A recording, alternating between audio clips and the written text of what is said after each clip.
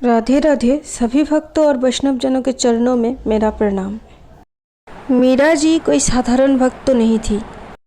मीराबाई पिछले जन्म में द्वापर युग में भगवान श्री कृष्ण की एक गोपी थी।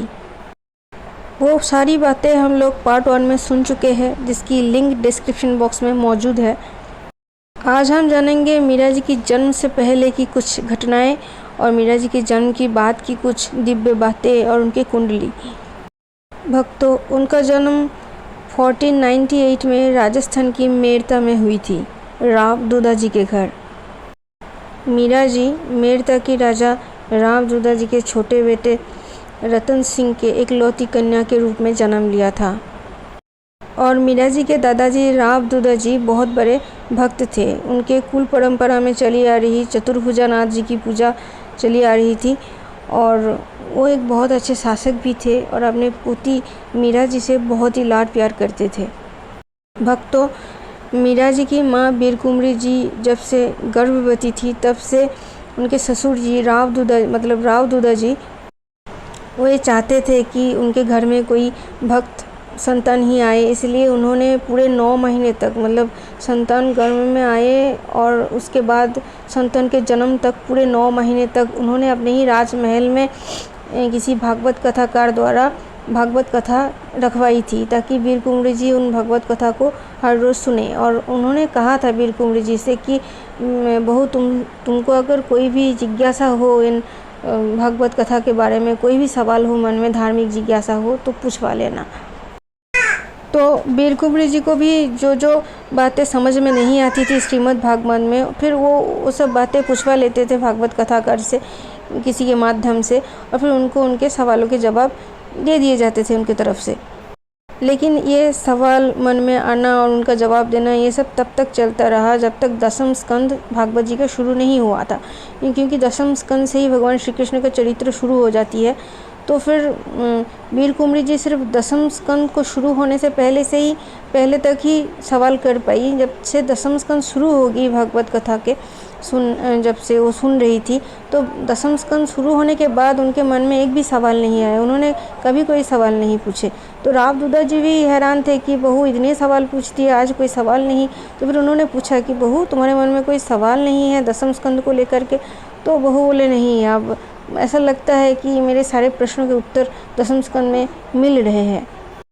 तो इस बात को जब राव दूधा जी जान गए कि दसम स्कंद से बहू के मन में कोई जिज्ञासा है ही नहीं, बची ही नहीं है, तो राव दूधा जी ये बात समझ गए कि गर्भ में आने वाली जो बच्चे हैं वो बहुत ही ज़्यादा संस्कारी और ज्ञानी व्यक्ति, बहुत ही कोई संत महापुरुष आने वाले हैं, जिसके मन में दसम स्कंद को लेकर के कोई सवाल नहीं है। और ये है भी कि वो एक कृष्ण भक्त ही पैदा होने जा रहा है, क्योंकि दसम स्कंद तो भगवान श्री कृष्ण का ही है। भक्तों, शरद पूर्णिमा के मध्याह्न में मीरा जी का जन्म हुआ था। जन्म तो नहीं, आविर्भाव कहना सही होगा। मीरा जी के जन्म होते ही चारों ओर खुशियाँ फैल गई, चारों ओर ढोल नगाड़े बजने लगे। राव दूधा जी घर के सबसे बड़े होने के नाते बधाइयाँ लुटाने लगे और उन्होंने राज ज्योतिषियों को बुलवाया कि कन्या का ऐसे दिव्य लक्षण युक्त जो कन्या है मीरा जी, तो उनका जो कुंडली है वो बनवाया जाए। कुंडली में ऐसा बताया गया है कि मीरा जी जब बड़ी होंगी तो फिर उनकी भक्ति के प्रकाश से चारों ओर प्रकाशित हो जाएगी। इसीलिए सूरज का एक नाम मिहिर है, इसीलिए मीरा जी का असली नाम है मिहिरा। वही मिहिरा नाम धीरे धीरे करके बदलते बदलते मीरा नाम में आकर रुकी। और कहा गया कि मीरा जी अपने ही जीवन काल में भगवान श्री कृष्ण की साक्षात दर्शन कर पाएगी और साथ ही साथ ये अपने ससुराल वाले तथा अपने मायके वालों का नाम रोशन करेगी। उनके कुंडली में ऐसा कहा गया कि उनका कोई पुत्र या कन्या, कोई भी संतान नहीं होगी और वो अपनी गाई हुई भजनों के द्वारा प्रभु को रिझाएगी और अपने भजनों के द्वारा लोगों के मन में भक्ति जागृत करेगी। भक्तों, मीरा जी के दादाजी राव दूधा जी जब भी कभी अपनी पोती मीरा जी को गोदी में लेते थे तो फिर उनको रोमांच हो आता था। ऐसा रोमांच उनको पहले कभी भी नहीं हुई थी। पहले भी उन्होंने बहुत सारे बच्चों को गोदी में उठाया है, लेकिन ऐसा रोमांच पहली बार उनको हुआ। और मीरा जी को गोदी में लेते ही न जाने कहाँ से और कैसे, वो तो भक्त थे ही, लेकिन उनके आँखों में मीरा जी को गोदी में लेते ही प्रेमांसु छलक पड़ते थे। भगवान के लिए। बच्ची मीरा बहुत कम ही रोती थी, बहुत ज़रूरत पड़ने पर ही वो रोती थी, वरना अक्सर वो शांत रहती थी। और उनकी दृष्टि ऐसी थी मानो किसी ज्ञानी की, किसी संत महात्मा की, बहुत बड़े ज्ञानी और बैरागी की दृष्टि हो। 6 महीने की बच्ची मीरा एक दिन ज़ोर ज़ोर से रोने लगी। परिवार का हर सदस्य उसको चुप कराने में लगा हुआ था, लेकिन कोई भी उसको चुप नहीं करा पा रहा था। खिलौने दिए गए, बहुत सारे चीज़ें दिए गए, हर कोई गोद में लेकर उसको हंसाने की कोशिश की, लेकिन हर कोई नाकामयाब रहा। तो फिर राव दूधा जी ने सारे काम छोड़ करके बच्ची को गोद में उठा लिया।